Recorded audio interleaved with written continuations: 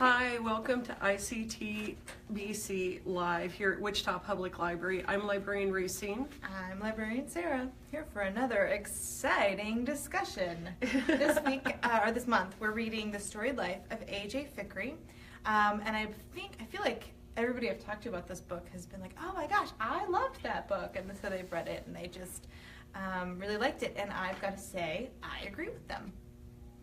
Oh, yeah. I love this book. Yeah. And it's one of those books where it's like, I feel bad that it's been so low on my to-be-read list. Same. And it's like, okay, it's about time I'm reading this. And I'm so glad I did because it's a great book. So, for those of you who haven't or maybe just need a quick reminder, A.J. Fikry owns a bookstore in a small island community off the coast of Maine, Providence, Rhode Island? I don't know, somewhere up there in the... Close to Boston. The New England. In New England well, area. Well, think like Martha's Vineyard, something like that. The ferry can't even get out there 3 months out of the year. Yeah. So, something like that up there in New England. So he runs a bookstore. He's kind of crotchety. He lost his wife. Not kind of. He's totally crotchety. Yeah, but he's also kind of crotchety in like a charming way. I will say.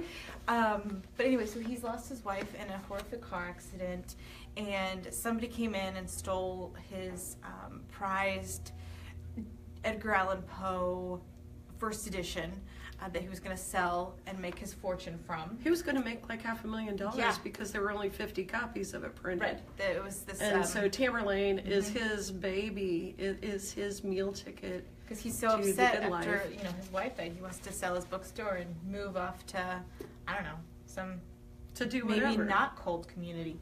But yeah. Anyway, so he's just kind of moving through his life. He's kind of a drunk. He's kind of a not very nice person, and all of a sudden, he comes home one day and finds a baby in his bookstore, and he's like, oh, fine, I guess I'll take care of it. And so, but it slowly kind of opens him up again, and probably even more so than before his wife died, but he sees books differently, he pays attention to people differently, he strikes up a friendship with the police chief, and his life just kind of warms up. It blossoms. Yes, it absolutely. blossoms in a lot of ways. And I would say one thing that you need to read this book for, plot, setting, whatever, read it for the blurbs. Because it has so many truisms about books. Was it reading the right book at the right time of your life? Mm-hmm. What was some of the ones that you... Go for it. So this is normally Racine's shtick, but I was reading and there was this line that really struck me, and it was towards the end, and he's looking for books to recommend to the chief of police's book club that meets at the bookstore, which I think is super cute and charming in and of itself, but they always read crime fiction. They really love Jeffrey Deaver. And so he's looking for different new literary crime novels, and he's looking through, and he says they're all different, and why are they all different? We have to look inside many, we have to believe, we have to agree to be disappointed sometimes so that we can be exhilarated every now and then. And I know he's talking about crime fiction, but that just applies to so many life experiences too. Well, and life. But in the context of books, I think that books can open us to new experiences and new wonderful things that we never would have imagined. I mean, what's that we always say is that reading fiction makes you a more empathetic person? I mean, it's true, and this book kind of embodies that whole idea, don't you think? Well, and at the beginning of the book, he meets this girl, Amy. She's a sales rep. And it's funny because she loves this book called Late Bloomer. Mm-hmm. And she's like, you really got to try it. And he gets mad and he's like, I don't like books that have different fonts. I don't like books with a gimmick. I don't like books with vampire. I don't like magical. It was so I don't like teen fiction. Funny. I don't like memoirs. Right. I don't like. And he just lists off all these things. He lists off everything. And it's like, at first it was like, he's my pretend boyfriend. I was not thinking that necessarily. I had some other thoughts in mind about him at the beginning. Sorry, Troy. Yeah. So this woman comes into his life, and he just Well, then later on, he reads this book, and it was the right time for him to read the book. And there's a, because every chapter starts out with the blurb, and they end up becoming, we learn that they're addressed to this girl, this baby that becomes his daughter. And he talks about how he read this book in high school or college, and he thought it was the most awful book that he's ever read. And then he picked up 20 years later, and he cried over it, and it was very moving, and he read it in a completely different way. And I think that that's also very true, is that okay, this is my question for you. Books come to us in different areas of our life, and how we read them can change based on what's going on. Yeah. Okay. Sorry. Would AJ Fikry like this book? Ooh, that's deep and meta. Boom. I think he would. I think he would like the fun, witty dialogue. I loved the dialogue in this book. I think he would appreciate that. It was a little I loved this book, but it was a little sappy every now and then. Did you think so? Yeah, that was kind of surprising to me because, really for a book about somebody who hates sentimentality, and I think when AJ starts courting Amy, that's his handicap. He hates sentimentality, and he realizes what a cliche, whatever he's about to say to her is, because they're both readers. He wants to say something fresh and original. It kind of... And instead he takes his daughter to a topiary display that's closed in the middle of winter. And she has to make up stories about the poor unicorn under the blanket. It was the cutest thing, though. But yes, it's a bit sappy. It was cute. And so, and two, I really am, if you haven't read this book, turn this off now and honestly come back. We'll have it on YouTube because there's so many great things that I want to talk about now that are truly spoilers. So now that they've turned it off. Now if you want to keep watching and then go back and read the book, we don't blame you for that either. Yeah. So anyways, what happens? Anybody joining us right now? Jill Allison loved the book too. Oh, great, Jill. We loved that you loved it. Well, okay, Jill. Finds herself laughing whenever her book club picks a book with the word wife in the title. Yeah, there's a lot of those. How about girl? Just wait. Yeah, just girl. wait. You're going to have a whole season Slew of girls. Anyways, Jill, when you got to the plot twists, the major plot twists in this book, were you freaked out? Because it was like, I had no idea. Now that we've spoiled, can we talk about what plot twists you're specifically talking about? His sister-in-law stole that book, that rare first edition book, and I was like, It made sense, though, because who would go and steal a book and clean up after a plate of vindaloo? Your puke. Yeah. I'm just saying. Yeah. Well, it made sense, but at the same time, I was completely blindsided. I was a little Were bit you? too, yeah. Well, and then I wondered if she had orchestrated the dropping off of Maya in the bookstore, like she had pushed this girl to a certain brink. I don't think she meant for the girl to kill herself, but I wondered if she had kind of orchestrated that whole baby found in a bookstore kind of thing, Yeah. Although I don't believe that was the case. I don't think she orchestrated it to that extent. I think she took the book. No, but Maya being her husband's daughter, I was shocked by that. You know what? I think that's the thing. It's like, I feel sorry for people that see plot holes or plot twists coming a mile away. Mm-hmm. Because how depressing is it to be sitting through Fight Club the first time and know that Ed Norton is Tyler Durden? Oops. Fight Club spoiler. Wow.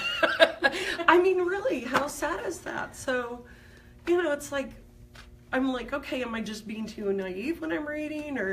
But I thought it was, this book is, sorry, there's a lot of Swiss cheese going on because there are plot holes. But, okay, characters up here, plot holes. Well, and that's just the thing. So yes, it was very suspect how the book went about going missing, right? There was somebody who cleaned up vomit and vindaloo.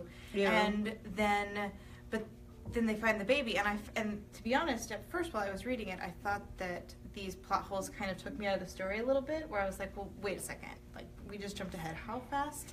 And Oh, hi. Your special guest.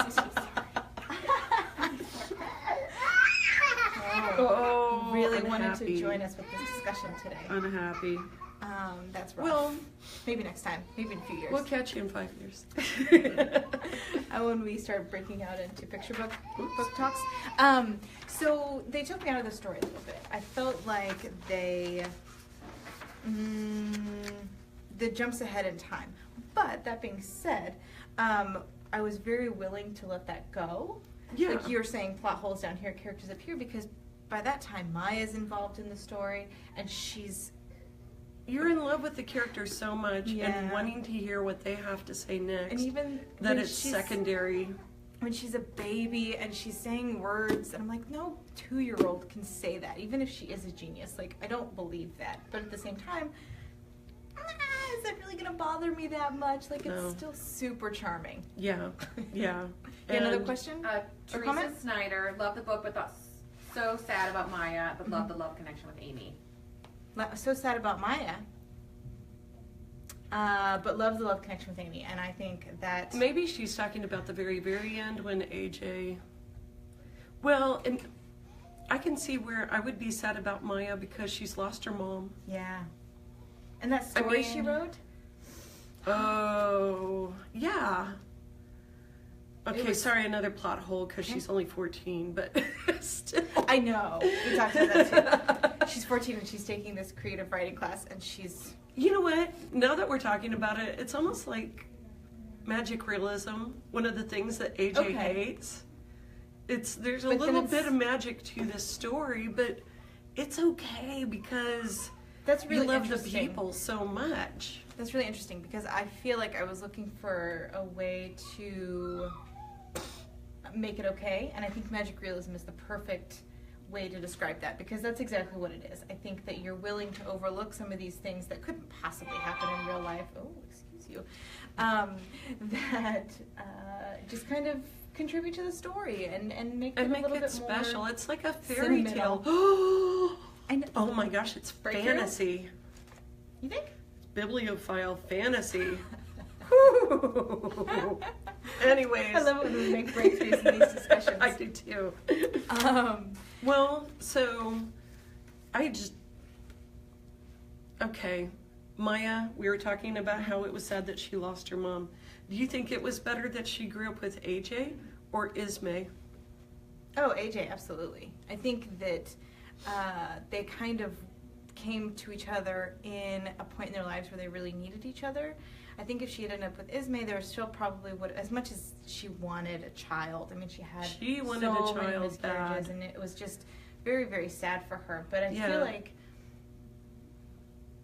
at some point she ended up hating Daniel, and I wonder if those feelings that would towards have her husband Colored her relationship with Yeah. Maya. Yeah. And I feel like with AJ, it was very much, they came to each other at the point when they needed each other. I mean, AJ was going nowhere. He was drinking himself into oblivion. He was angry. He was unhappy.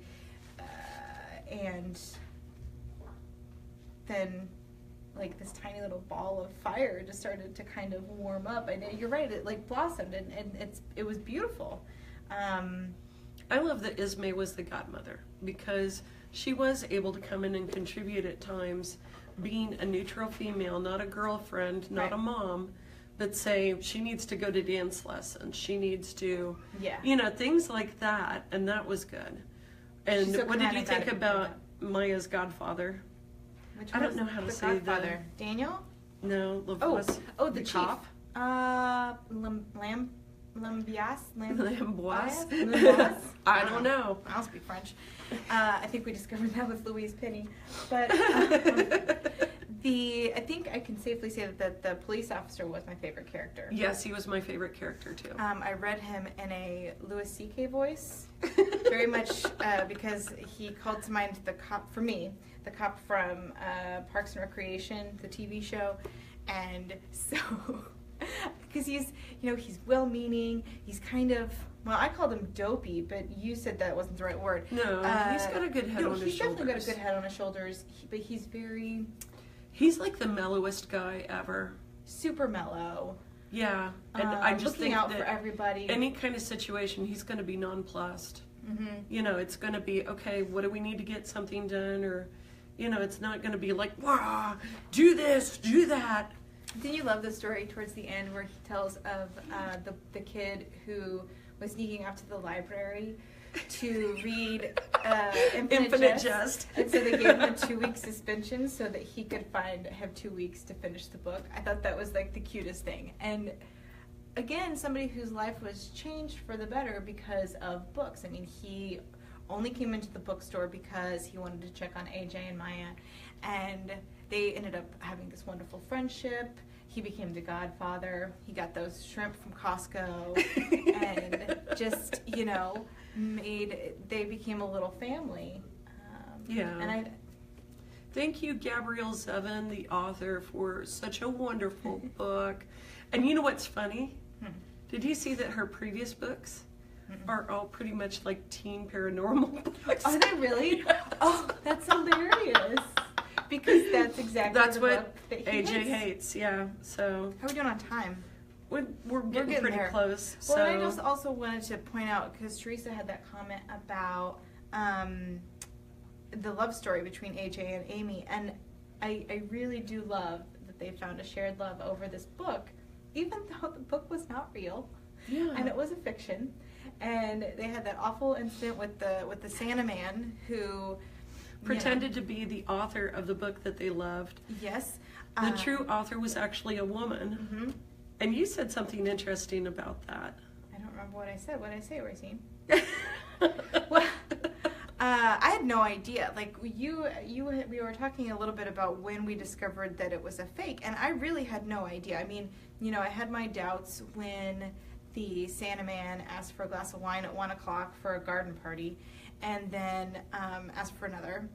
And then I thought it was weird that he had Maya on his knee, but I was thinking more like, ooh, pervert, rather than like mall Santa.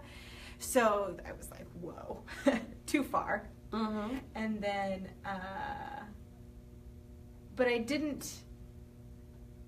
figured he must have just been sent by the publisher because maybe they were trying something else, but I didn't know that it would have been this other person. It was a woman who actually wrote the book. Fancy dress, right. And, oh shoot, now I can't remember. You said something brilliant. These things, I can't remember because she says brilliant things all the time. I mean, I just can't help all the brilliance coming out of my mouth at any given time. And Okay. I'm sorry, AJ, guess what I read mine on? E-reader. An e-reader. Good old book. Okay. Smells like it and everything. Well, let's talk about our next book. Okay, let's do that. A Man Called Ove. I think it's Uwe. We're going to fight about this for a whole month. It's going to be great. We would like to hear, you know, if you have the 411. Oh yeah, please let us know so that we don't embarrass ourselves for 20 minutes next month. By Frederick Bachman. I read the Britt Marie was here, and it was brilliant. Oh, did he read that? Oh, Yeah, good. yeah. I remember you talking about that. So it's funny. It's another book about a lonely codger. Yep. We got a How theme did going that on. happen? It's our spring theme. It's okay for songs that are similar to be together on a mixtape. I disagree. Okay, if you want a copy, because we have tons of holds, we're going to be getting a book set. We want you to email to reference@wichita.lib.ks.us. We'll put it in the comments too. Or put it in the comments to ICTBC. Put your name and the branch that you want it held at. Hey, good pick. Diane says she loved A Man Called whatever he's called. Right on! It's going to be so much fun next month, so... Uwe. I mean, isn't he like, he's Swedish or something, right? So, Work. Anyways, thank you so much for joining us today. Yes. This has been a great conversation. I'm Librarian Racine. I'm Librarian Sarah, and I will also just point out before we sign off, because we're only a minute over, that if you loved this book and you're looking for books like it, we will have some read-alikes that we will put in the comments, and it will also probably be on our website for a hot minute. But we've picked some out, and we'd love to share those with you. So check those out. Okay. All right. We'll sign off for now, and we'll see you next month. Bye.